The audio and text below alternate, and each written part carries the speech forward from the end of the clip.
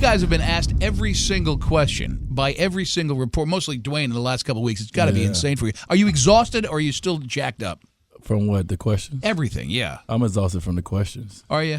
We're not going to ask any questions. But here's something. What would you like to tell everybody? Instead of us asking you, what hasn't been asked? Well, nothing hasn't been asked, but I try to interpret a different way and say it a different way. That's all I try to do. But I've been doing a lot of media lately. So you took a shot at your critics yesterday. I took a couple shots in and especially like Charles Barkley. Yeah, I took one at Barkley. Yeah. It's amazing to me. Like at the ESPYs last night. Here, listen. Of course, the big story dominating the news: LeBron James announced his decision. What is wrong with these people? To go to some booze. I heard he had some booze, there. But you know what? As a Heat fan and a South Florida sports fan my whole life, I love being the Yankees. You know what I mean? The most hated team in sports right now. It's a great feeling to have everyone in America hate us. I think it's awesome because it's kind of like us against the world, and we're just going to come and spank everybody night after night. That's fun. You know what? Everybody wants to be a part of a winner. All right? Yeah. So, I mean, those haters out there wouldn't be hating if they were South Florida residences. Oh, yeah, you're right. We gave a one-day moratorium the other day, the day after the announcement was made. I think it was Monday on the air for listeners that wanted to jump onto the Heat bandwagon. And what we decided now is we're going to go ahead and keep it until when does practice start? Training camp. Training camp is in October. Yeah, October. Okay, 2nd, so yeah. any listener that would like to get on the Heat bandwagon, they can call the radio show. They can denounce or renounce their allegiance to whether it's the Knicks, the Cavs, whoever it happens to be, and they can become a Heat fan up until October 1st. After that, you're going to have to stay off the bandwagon. Hey, you know what? We don't want them if it ain't in their heart. You know, don't even come out there. Don't jump on the bandwagon if it's not in your heart. So man. You don't want them. Yeah, don't want them. Hey, don't come out there now. You know, the true ones will show up. The true ones. I heard somebody say that. Listen, if you're a free agent and you gave your heart to us, there's no chance that a young guy, 25, 26 years old, is going to stay in a market like a Cleveland or so.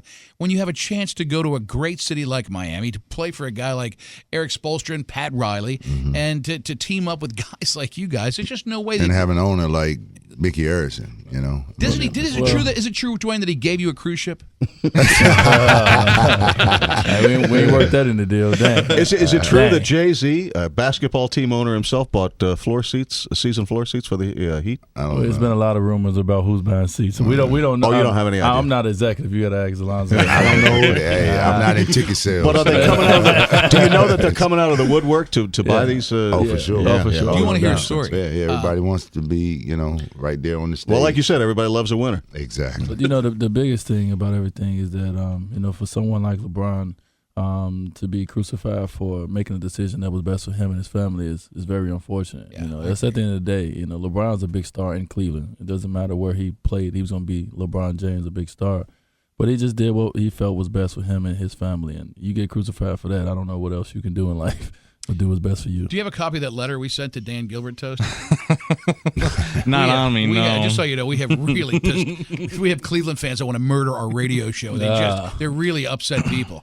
Well, you can't call a guy a coward like that. Yeah, that's low. And I think you said the other night on the news, it just goes to show who you're working for, and you're with a much better organization here in Miami. Yeah, he's with a much better organization here in Miami, and that's one thing about Miami that when people come here, they really love, and that's why it's hard for them to leave, this city. Not just the city of Miami, but once they get to be involved with the organization and the ownership. They really get to see this a first-class place to be. Does he know he's actually coming to Miami? Because everybody's calling it just South Beach. You hear that? I'm going to South Beach. Yeah. You know what? There's a lot of areas down here. That's so comical. It's amazing that you made that point because a lot of people identify Miami as being this huge beach. And it's a whole lot more. No, especially people in Ohio, though, that are landlocked like that. I guess you're right, because that's all they know. Sure. But there's so many other parts of Miami, and D. Wade, and I can attest to that. We have a lot to offer here. Some great communities, what have you. So we got the Dos nice. Equis guy. Can I get that? Yeah. He's my favorite guy in the world. Of course, man. I'm sure there's a price. Hey, Dwayne. Dos Equis. Of course you can. Dwayne, it's got to be cool that, and now that they're finalizing these all these contracts, looks like there's a lot of veterans that are just lining up right now in the next few days that are going to be saying, "Hey, we want to come get on this train and have some fun." Yeah, it is. I think Zoe trying to come back a little bit. No. He said no. He told us yesterday, no chance. No, No chance. I like the way my body feels right now. I want to keep it that way, and I don't want to get hit with no more elbows. we was very confident, knowing that if we was to do this, that we was gonna have people that want to be involved, and you couldn't script it any better way than it's going right now to really get some great free agents to come and be involved. And everyone's taking a sacrifice, in this, and this is what this season is all about. So we're happy the way that our roster is rounding out. And, Pat Riley called me and he said, what do you think of these two Gator players? Should we keep them? Should we bring Mike Miller and put Udonis, his old roommate, together? Very excited. How about Mike Miller? How's he going to fit in? Is he still a great shooter? Oh, yeah, he is. When you tell somebody, focus on exactly what you do, Mike is going to have to focus on just shooting again. He hasn't been able to do that since his early days in Memphis. When he was just that sticker. Now he's going to be able to focus on that, and then when he have the opportunity, he's going to be able to make plays as well. He's a great playmaker, but he's not going to have to do that all the time. He can just sit out there and catch the ball and let it fly. And that's what we're going to want him to do. And I guess we're putting together a group of good guys, and I think that's got to be really important because you get one bad apple in a team, things can get spoiled. But when you got it seems like you guys are all really tight friends. I mean, I know that Udonis is like the anchor of the team. Yeah, he's the heart and soul. Yeah. He's the Alonzo Mourning of the Miami Heat. And I'm so happy for him. That he gets the opportunity to continue his career here. And the only place he's really played basketball besides going overseas for 1 year, he's played basketball here in Miami. His whole Florida. life. Yeah. In Florida, his whole life. Yeah. Who get this? He's a lifer for real, and I'm just happy for him and his family. Yeah, you think of Udonis, he brings all the tangibles to the game. I think you can put him on any team, and he can lift their level of play because you don't have to run one play for him. He can get you a double-double any night at any time and make key plays for you, whether it be diving on the floor and, hustle stats and, things of that nature. And that's what wins games. Because of his unselfishness and taking less money. That's amazing. Ron here has decided to take less money to stay with the show.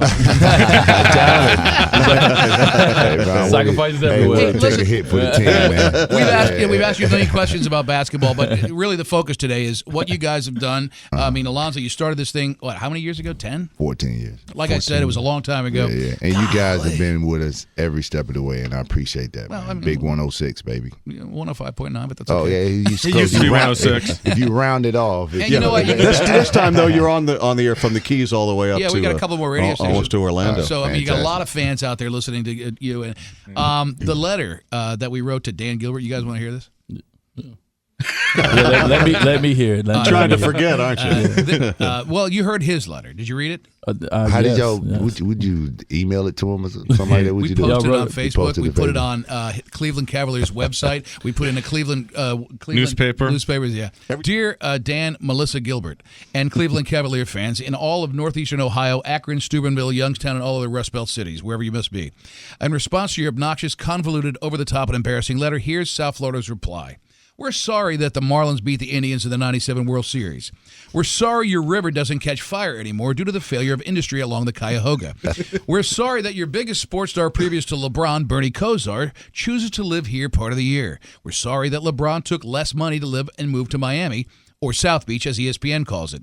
We're sorry that Pat Riley, and not you, Dan, convinced Chris Bosh and Dwayne Wade, along with LeBron, to play here, creating the potential biggest dynasty in sports history. We're sorry that you had LeBron for 7 years and couldn't deliver a championship. Pat Riley did that for us. We're sorry that we don't have a state tax, that it doesn't snow here, that we have hot babes and thongs year-round. We're sorry that you're a pathetic little man embittered by your own failures, and we're sorry that the nice people at Cleveland are stuck with you as an owner. You want to put a curse on our city and personally guarantee that Cleveland will win a championship before the Heat does? I'll take that bet. You mentioned in your letter that you're now more motivated than ever. You had LeBron for 7 years. Why wasn't that motivation enough? You had your chance. Stop whining. Get over it. Calling a 25-year-old kid a cowardly deserter who betrayed you shows a lack of class normally reserved for New York Jets fans. There you go. We'll see you on the court. Game on. And then we gave him a good day, sir. Yeah, which is pretty much like saying, Good day, sir.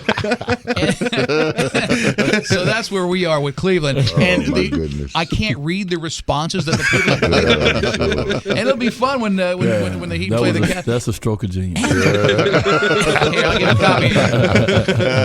Hey, Paul and Ron, I mean, you guys are the epitome of class, man. You know, it's been 20 years. It's been 20 years. You're the first person that's ever said that.